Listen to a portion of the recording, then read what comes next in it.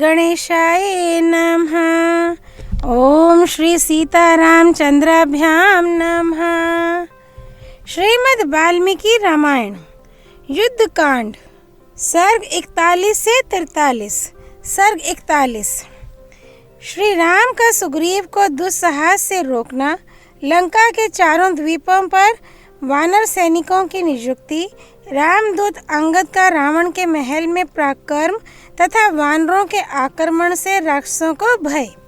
सुग्रीव के शरीर में युद्ध के चिन्ह देखकर लक्ष्मण के बड़े भाई श्री राम ने उन्हें हृदय से लगा लिया और इस प्रकार कहा, सुग्रीव, तुमने मुझसे सलाह लिए बिना ही यह बड़े साहस का काम कर डाला। राजा लोग ऐसे दुस्साहस पूर्ण कार्य नहीं किया करते हैं। साहस प्रिय वीर, तुमने मुझको, इस वानर सेना को और विभीषण को भी संशय में डालकर जो यह साहसपूर्ण कार्य किया है, इससे हमें बड़ा कष्ट हुआ। शत्रुओं का दमन करने वाले वीर, अब फिर तुम ऐसा दुस्साहस ना करना। शत्रुसूदन महाबाहो, यदि तुम्हें कुछ हो गया तो मैं, सीता, भरत, लक्ष्मण, छोटे भाई शत्रुघ्न तथा अपने इस शरीर को भी लेकर क्या करूँगा।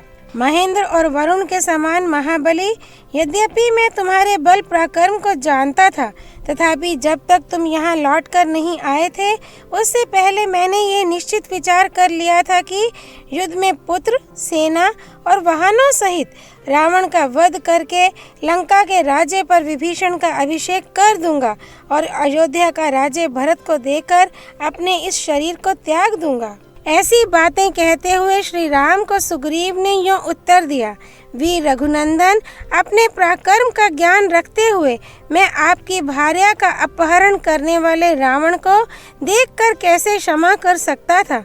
वीर सुग्रीव ने जब ऐसी बात कही, तब उनका अभिनंदन करके श्री रामचंद्र जी ने शोभा संपन्न लक्ष्मण से कहा, लक्ष्मण, शीतल जल से भरे हुए जलाशय और फलों से संपन्न वन का आश्रय ले हम लोग इस विशाल वानर सेना का विभाग करके व्यूह रचना कर लें और युद्ध के लिए उद्यत हो जाएं।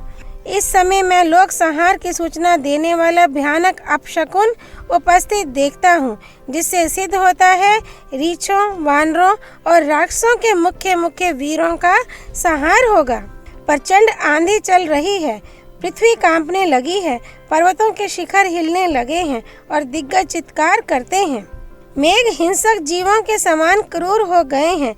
वे कठोर स्वर में विकट गर्जना करते हैं तथा रक्त बिंदुओं से मिले हुए जल की क्रूरता पूर्ण वर्षा कर रहे हैं। अत्यंत दारुण संध्या रक्त चंदन के समान लाल दिखाई देती है। सूर्य से ये जलती आग का पुंज गिर रहा है। निषिद्ध पशु और पक्षी दीन हो दीनता सूचक स्वर में सूर्य की ओर देखते हुए चीत्कार करते हैं। इससे वे बड़े भयंकर लगते और महान भय उत्पन्न करते हैं। रात में चंद्रमा का प्रकाश क्षीण हो जाता है।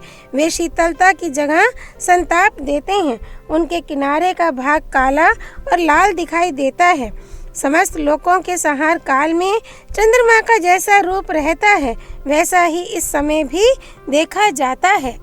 लक्ष्मण, सूर्य मंडल में छोटा, रूखा, अमंगलकारी और अत्यंत लाल घेरा दिखाई देता है। साथ ही वहाँ काला चिन्ह भी दृष्टिगोचर होता है। लक्ष्मण, ये नक्षत्र अच्छी तरह प्रकाशित नहीं हो रहे हैं, मलिन दिखाई देते हैं। ये अशुभ लक्षण संसार का प्रलय सा सूचित करता हुआ मेरे सामने प्रकट हो रहा है। कौवे, बाज और गीद नीचे गिरते हैं, भूतल पर आ बैठते हैं और गीदड़ियाँ बड़े जोर जोर से अमंगल सूचक बोली बोलती हैं। इससे सूचित होता है कि वानरों और राक्षसों द्वारा चलाए गए शिलाखंडों, शूलों और खड्गों से ये धरती पट जाएगी और यहाँ रक्त मांस की कीच जम जाएगी।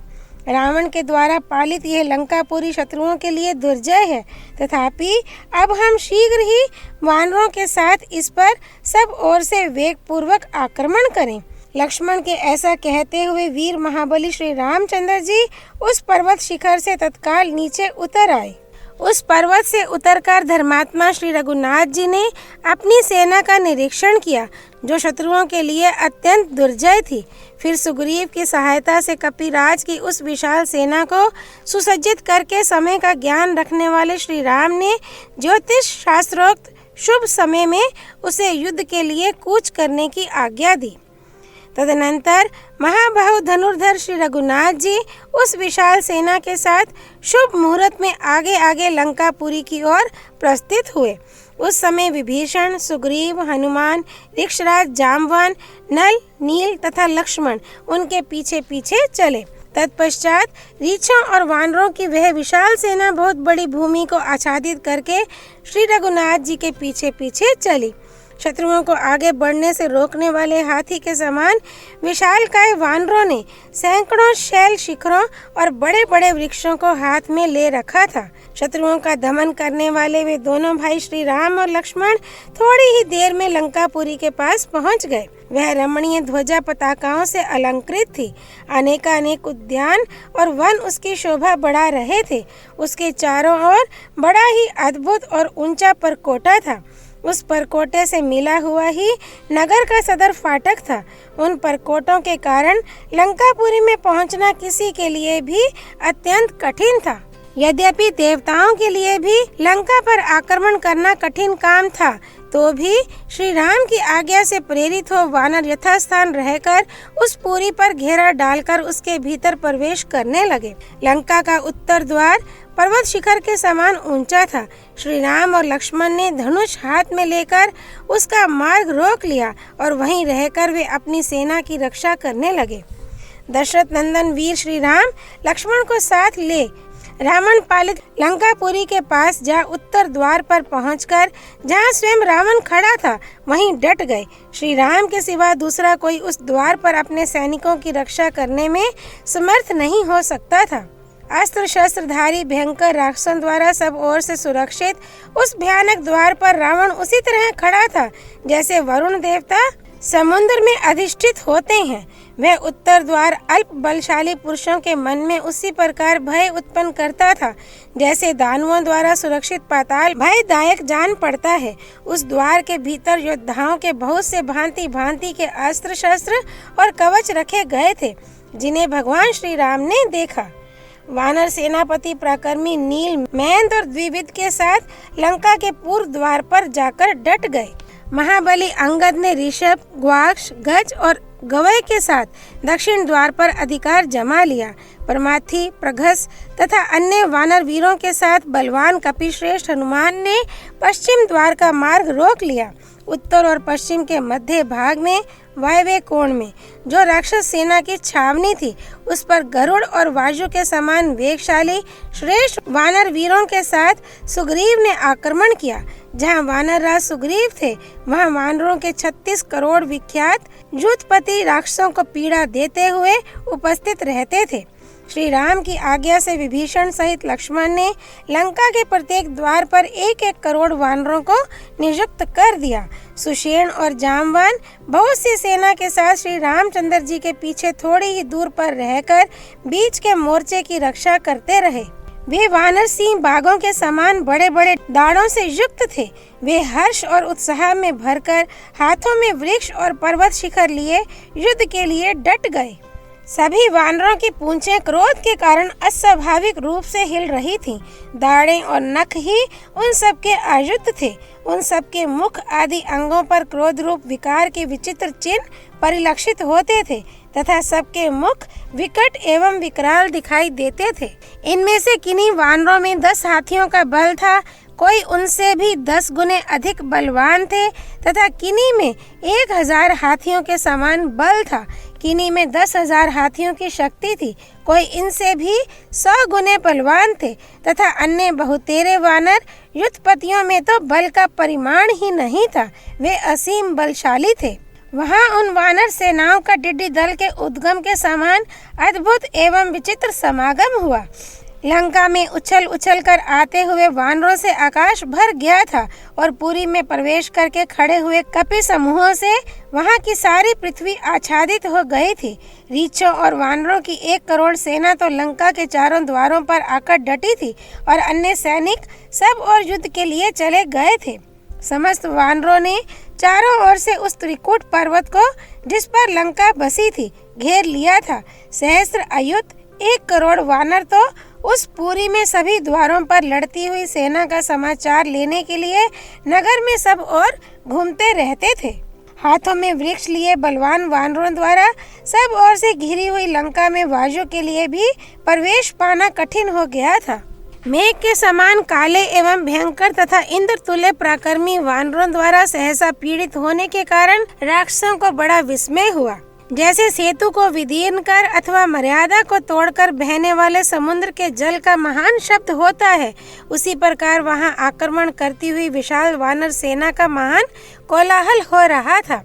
उस महान कोलाहल से परकोटों, फाटकों, पर्वतों, वनों तथा काननों सहित समूची लंकापुरी में हलचल मच गई। श्री राम, लक्ष्मण और सुग्रीव से सुरक्षित वह विशाल वानर वाहिनी समस्त देवताओं और असुरों के लिए भी अत्यंत दुर्जय हो गई थी। इस प्रकार राक्षसों के वध के लिए अपनी सेना को यथास्थान खड़ी करके उसके बाद के कर्तव्य को जानने की इच्छा से श्री रघुनाथ जी ने मंत्रियों के साथ बारंबार सलाह की और एक निश्चय पर पहुंचकर साम, दान आदि उपायों के कर्मशः प्रयोग से सुलभ होने वाले अर्थ तत्व के ज्ञाता श्री राम विभीषण की अनुमति ले राजधर्म का विचार करते हुए वाली पुत्र अंगद को बुलाकर उनसे इस प्रकार बोले।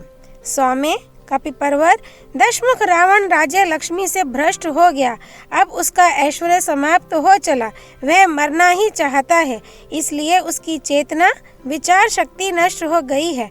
तुम परकोटा लांघकर लंकापुरी में भय छोड़कर जाओ और व्यथा रहित हो उससे मेरी ओर से ये बातें कहो। निशाचर, राक्षस राज, तुमने मोहवश घमंड में आकर ऋषि, देवता, गंधर्व, अप्सरा, नाग, यक्ष और राजाओं का बड़ा अपराध किया है।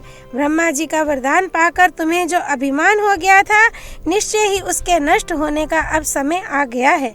तुम्हारे उस पाप का दुस्सह फल आज उपस्थित है। मैं अपराधियों को दंड देने वाला शासक हूँ। तुमने जो मेरी भार्या का अपहरण किया है, इससे मुझे बड़ा कष्ट पहुँचा है। अतः तुम्हें उसका दंड देने के लिए मैं लंका के द्वार पर आकर खड़ा हूँ। राक्षस, यदि तुम युद्ध में स्थिरता पूर्वक खड़े रहे तो उन समस्त देवताओं, महर्षियों और राजऋषियों की पदवी को पहुँच जाओगे। उन्हीं की भांति तुम्हें परलोकवासी होना पड़ेगा। नीच निशाचर, जिस बल के भरोसे तुमने मुझे धोखा देकर माया से सीता का हरण किया है, उसे आज युद्ध के मैदान में दिखाओ।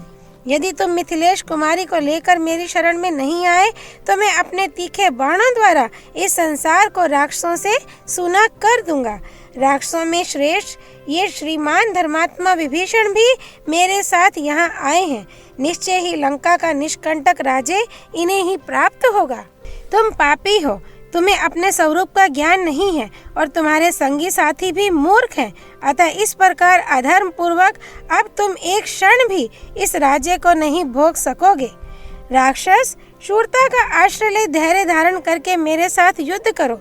रणभूमि में मेरे बाणों से शांत, प्राण शून्य होकर तुम पूत, शुद्ध एवं निष्पाप हो जाओगे। निशाचर, मेरे दृष्टि पथ में आने के पश्चात यदि तुम पक्षी होकर तीनों लोकों में उड़ते और छिपते फिरो तो भी अपने घर को जीवित नहीं लौट सकोगे। अब मैं तुम्हें हित की बात बताता हूँ।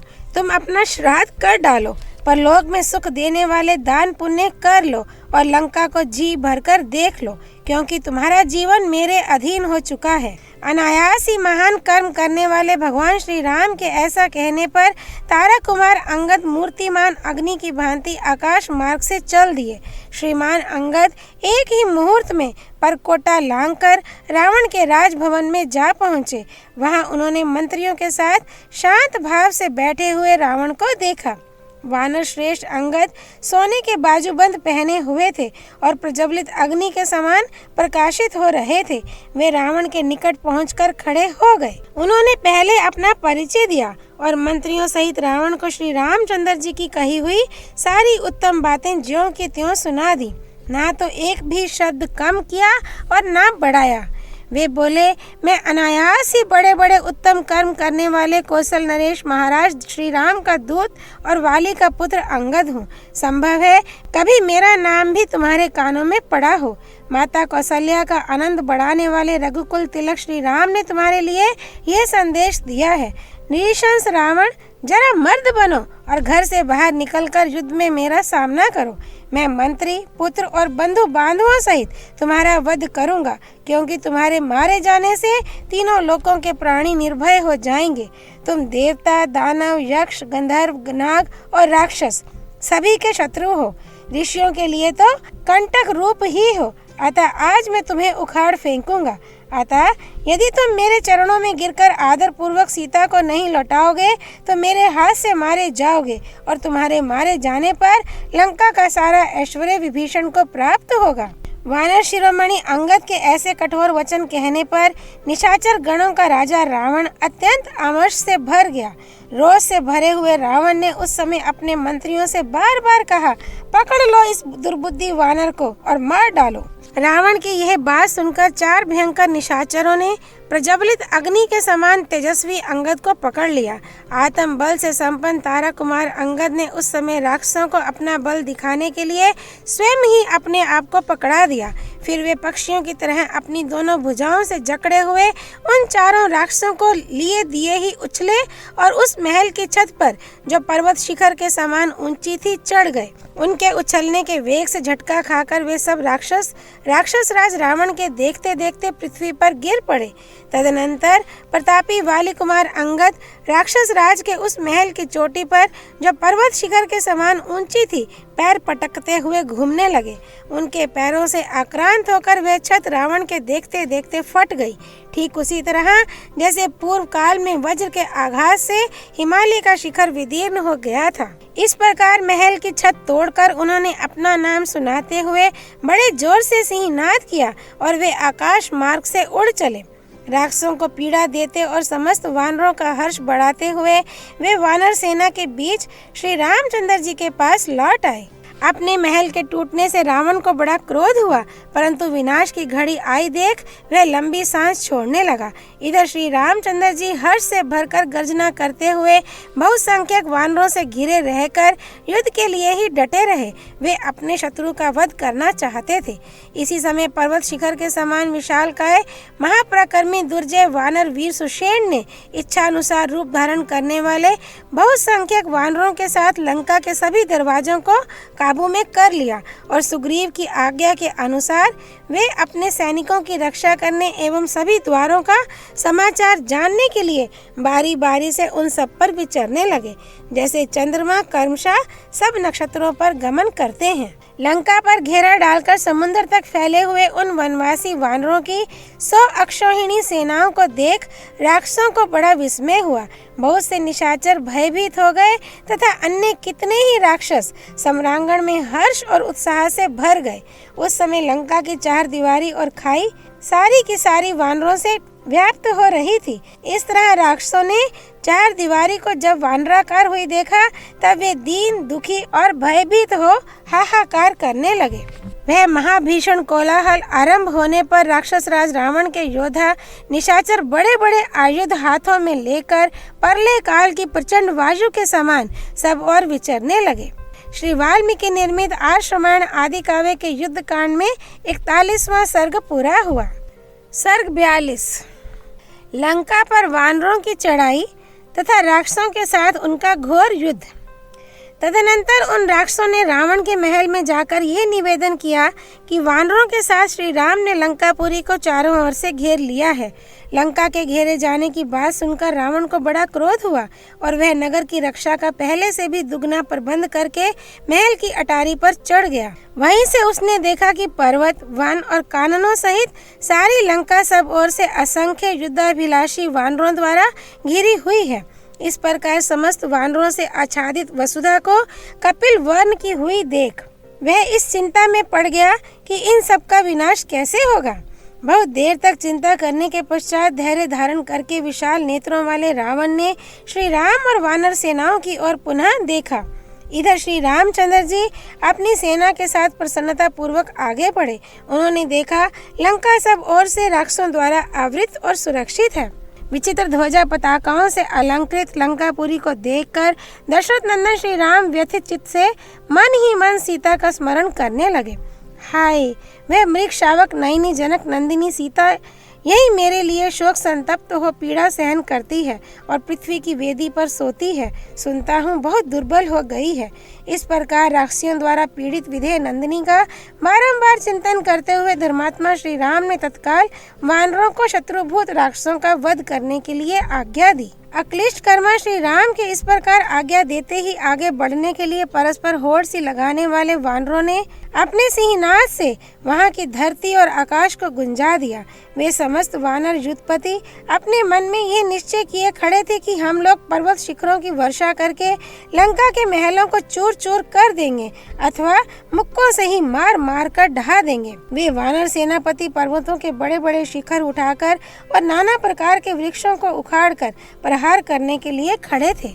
राक्षस राज रावण के देखते देखते विभिन्न भागों में बंटे हुए वे वानर सैनिक श्री रघुनाथ जी का प्रिय करने की इच्छा से तत्काल लंका के परकोटों पर चढ़ गए। तांबे जैसे लाल मुंह और सुवर्ण किसी कांति वाले वे वानर श्री रामचंद्र जी के लिए प्राण निछावर करने को तैयार थे। वे सब के सब साल वृक्ष और शैल शिखरों से युद्ध करने वाले थे, इसलिए उन्होंने लंका पर ही आक्रमण किया। वे सभी वानर वृक्षों, पर्वत शिखरों और मुक्कों से असंख्य परकोटों और दरवाजों को तोड़ने लगे। उन वानरों ने स्वच्छ जल से भरी हुई खाइयों को धूल, पर्वत शिखर, घास फूस और कांटों से पाट दिया। फिर तो सहस्त्र युद्ध, कोटि युद्ध और 100 कोटि युद्धों को साथ लिए अनेक युद्धपति उस समय लंका के किले पर चढ़ गए। बड़े बड़े गजराजों के समान विशालकाय वानर सोने के बने हुए दरवाजों को धूल में मिलाते, कैलाश शिखर के समान ऊंचे ऊंचे गोपुरों को भी ढहाते, उछलते कूदते एवं गरजते हुए लंका पर धावा बोलने लगे।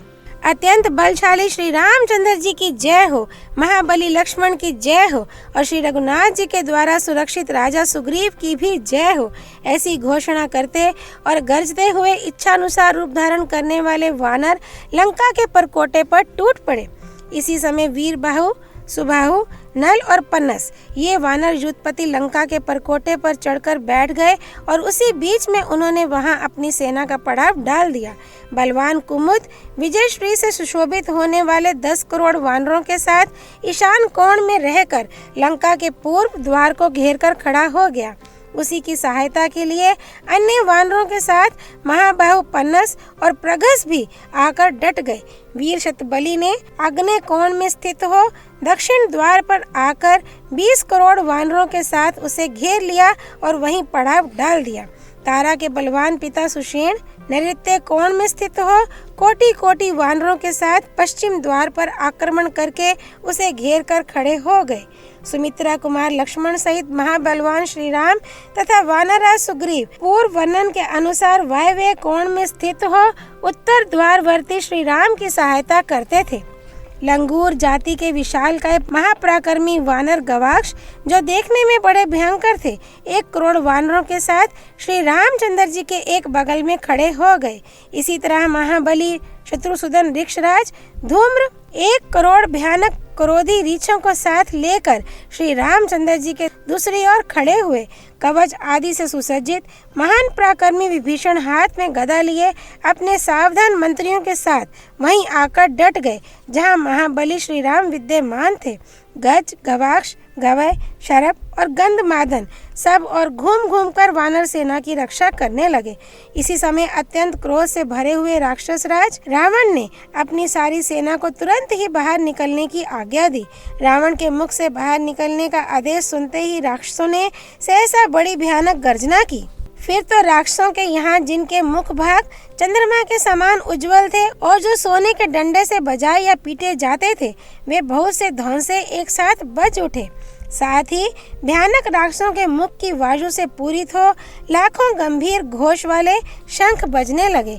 आभूषणों की प्रभा से सुशोभित काले शरीर वाले वे निशाचर शंख बजाते समय विद्युत प्रभा से उद्भासित तथा वक्त पंक्तियों से युक्त नील मेघों के समान जान पड़ते थे।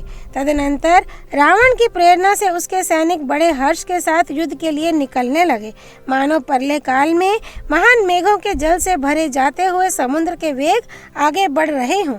तत्पश्चात वानर सैनिकों ने सब और बड़े जोर से सिंहनाद किया, जिससे छोटे बड़े शिखरों और कंदराओं सहित मल्ले पर्वत गूंज उठा।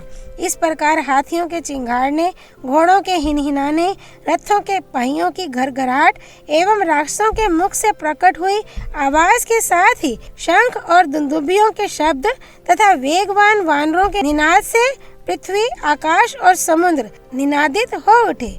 इतने ही में पूर्व काल में घटित हुए देवासुर संग्राम की भांति राक्षसों और वानरों में घोर युद्ध होने लगा। वे राक्षस दमकती हुई गदाओं तथा शक्ति, शूल और फरसों से समस्त वानरों को मारने एवं अपने पराक्रम की घोषणा करने लगे।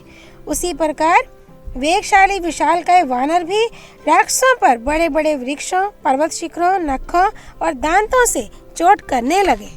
वानर सेना में वानरराज सुग्रीव की जय हो, ये महान शब्द होने लगा। उधर राक्षस लोग भी महाराज रावण की जय हो ऐसा कहकर अपने अपने नाम का उल्लेख करने लगे।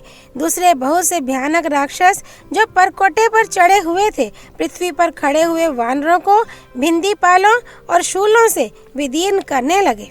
तब पृथ्वी पर खड़े हुए वानर भी अत्यंत कुपित हो उठे और आकाश में उछलकर परकोटे पर बैठे हुए राक्षसों को अपनी बाहों से पकड़ पकड़ कर गिराने लगे।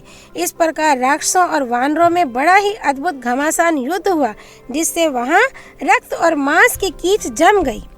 श्री वाल्मीकि निर्मित आर्ष रामायण आदि काव्य के युद्ध कांड में 42वां सर्ग पूरा हुआ। सर्ग 43। द्वंद्व युद्ध में वानरों द्वारा राक्षसों की पराजय। तदनंतर परस्पर युद्ध करते हुए महामना वानरों और राक्षसों को एक दूसरे की सेना को देखकर बड़ा भयंकर रोष हुआ। सोने के आभूषणों से विभूषित घोड़ों, हाथियों, अग्नि की ज्वाला के समान देदीप्यमान रथों तथा सूर्य तुल्य तेजस्वी मनोरम कवचों से युक्त वे वीर राक्षस 10 दिशाओं को अपनी गर्जना से गुंजाते हुए निकले। भयानक कर्म करने वाले वे सभी निशाचर रावण की विजय चाहते थे। भगवान श्री राम की विजय चाहने वाले वानरों की उस विशाल सेना ने भी घोर कर्म करने वाले राक्षसों की सेना पर धावा किया। इसी समय एक दूसरे पर धावा बोलते हुए राक्षसों और वानरों में द्वंद्व युद्ध छिड़ गया। वाली पुत्र अंगद के साथ महातेजस्वी राक्षस इंद्रजीत उसी तरह भिड़ गया जैसे त्रिनेत्रधारी महादेव जी के साथ अंधकासुर लड़ रहा हो। पर जंग नामक राक्षस के साथ सदा ही रण दुर्जय वीर संपाति ने और जम्बूमाली के साथ वानर वीर हनुमान जी ने युद्ध आरंभ किया। अत्यंत क्रोध में भरे हुए रावणानुज राक्षस विभीषण सम्रांगण में प्रचंड वेगशाली शत्रुघ्न के साथ उलझ गए। महाबली गज तप्पन नामक राक्षस के साथ लड़ने लगे। महातेजस्वी नील भी निकुंभ से जूझने लगे। वानरराज सुग्रीव प्रघस के साथ और श्रीमान लक्ष्मण समर भूमि में विरूपाक्ष के साथ युद्ध करने लगे। दुर्जय वीर अग्निकेतु, रश्मिकेतु, सुप्तघन और यज्ञकोप ये सब राक्षस श्री रामचंद्र जी के साथ जूझने लगे। मैंद के साथ वज्रमुष्टि और द्विविद के साथ अश्निप्रभ युद्ध करने लगे। इस प्रकार इन दोनों भयानक राक्षसों के साथ वे दोनों कपि शिरोमणि वीर भिड़े हुए थे। प्रतप्पन नाम से प्रसिद्ध एक घोर राक्षस था, जिसे रणभूमि में परास्त करना अत्यंत कठिन था। वह वीर निशाचर सम्रांगण में प्रचंड वेगशाली नल के साथ युद्ध करने लगा। धर्म के बलवान पुत्र महाकपि सुषेण राक्षस विद्युन्माली के साथ लोहा लेने लगे। इसी प्रकार अन्यान्य भयानक वानर बहुतों के साथ युद्ध करने के पश्चात दूसरे राक्षसों के साथ सहसा द्वंद्व युद्ध करने लगे। वहाँ राक्षस और वानर वीर अपनी अपनी विजय चाहते थे। उनमें बड़ा भयंकर और रोमांचकारी युद्ध होने लगा। वानरों और राक्षसों के शरीरों से निकलकर बहुत सी खून की नदियां बहने लगी। उनके सिर के बाल ही वहाँ से वार के समान जान पड़ते थे। वे नदियां सैनिकों की लाश रूपी काश समूहों को बहा लिए जाती थी। जिस प्रकार इंद्र वज्र से प्रहार करते हैं, उसी तरह इंद्रजीत मेघनाद ने शत्रु सेना को विदीर्ण करने वाले वीर अंगद पर गदा से आघात किया, किंतु वेगशाली वानर श्रीमान अंगद ने उसकी गदा हाथ से पकड़ ली और उसी गदा से इंद्रजीत के स्वर्ण जटित रथ को सारथी और घोड़ों सहित चूर चूर कर डाला। प्रजंग ने संपाति को 3 बाणों से घायल कर दिया। तब संपाति ने भी अश्वकर नामक वृक्ष से युद्ध के मुहाने पर प्रजंग को मार डाला।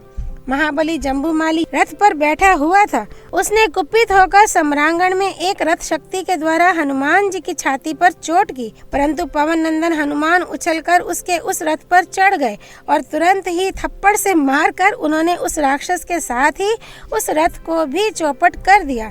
जम्बूमाली मर गया। दूसरी ओर भयानक राक्षस प्रतप्पन भीषण गर्जना करके नल की ओर दौड़ा। शीघ्रता पूर्वक हाथ चलाने वाले उस राक्षस ने अपने तीखे बाणों से नल के शरीर को क्षत विक्षत कर दिया। तब नल ने तत्काल ही उसकी दोनों आंखें निकाल ली।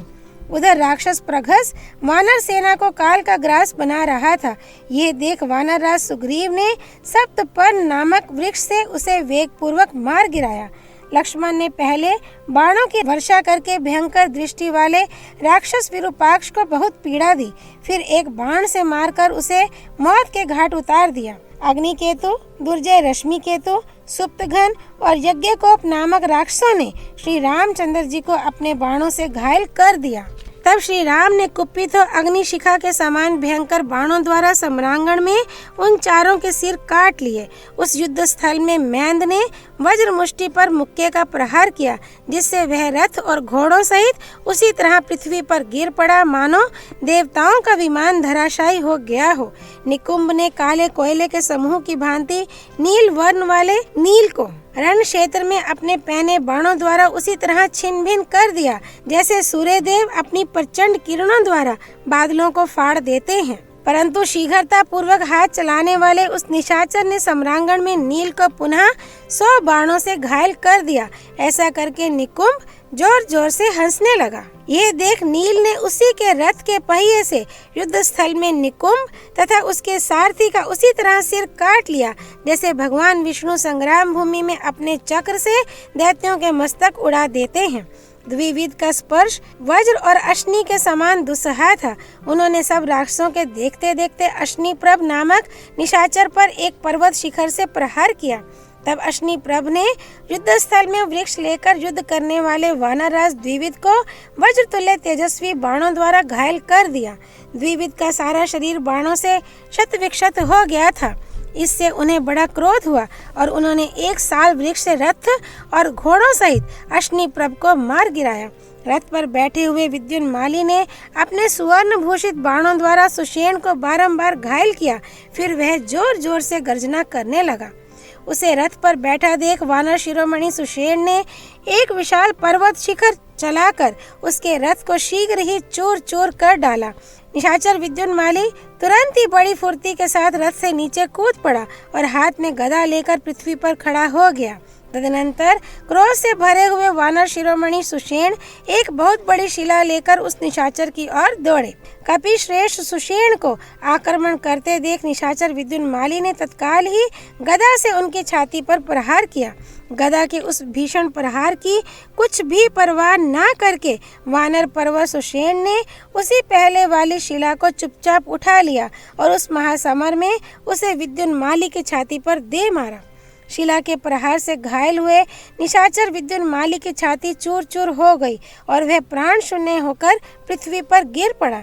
इस प्रकार वे शूरवीर निशाचर शौर्य संपन्न वानर वीरों द्वारा वहां द्वंद्व युद्ध में उसी तरह कुचल दिए गए जैसे देवताओं द्वारा दैत्य मथ डाले गए थे। उस समय भालों, अन्यान्य बाणों, गदाओं, शक्तियों, तोमरों, सहायकों, टूटे और फेंके हुए रथों, फौजी घोड़ों, मरे हुए मतवाले हाथियों, वानरों, राक्षसों, पहियों तथा टूटे हुए जुओं से जो धरती पर बिखरे पड़े थे, वह युद्ध भूमि बड़ी भयानक हो रही थी।